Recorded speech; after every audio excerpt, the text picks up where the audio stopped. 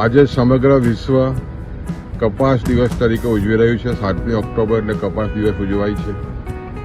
કપાસના પાકનું ખૂબ જ મહત્વ ગુજરાતના ખેડૂતો માટે છે।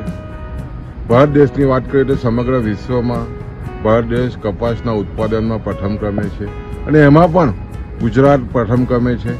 સ્વાભાવિક છે કે ગયા વર્ષે લગભગ 92 લાખ જેટલી ઘાસનો પાકનો અંદાજ થયો હતો અને લગભગ ખેડૂતો જે રીતે તમે જોવો તો લગભગ 26 લાખ અને 80,000 હેક્ટરમાં આ વર્ષે કપાસનો પાકનું વાવેતર છે।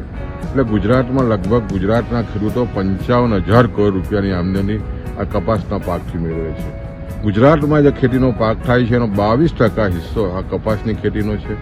કપાસ એ મુખ્ય પાક છે, ગુજરાતના ખેડૂતો માટે જીવાદોરી છે। આજના 7મી ઓક્ટોબરે ખાસ કરીને ખેડૂત તરીકે ખૂબ ખૂબ શુભેચ્છા આપીએ છીએ અને ખાસ કરીને 80 લાખથી પણ વધારે જ્યારે ખેડૂતો અને એની સાથે જોડાયેલા કર્મયોગી કામદારો, જેની ફેક્ટરી સાથે જોડાયેલા કામદારો, 80 લાખ જેટલા કામદારો આ કપાસનાથી રોજગારી મેળવે છે। જ્યારે આજે 7મી ઓક્ટોબરે કપાસ દિવસની ખૂબ ખૂબ શુભેચ્છા આપું છું।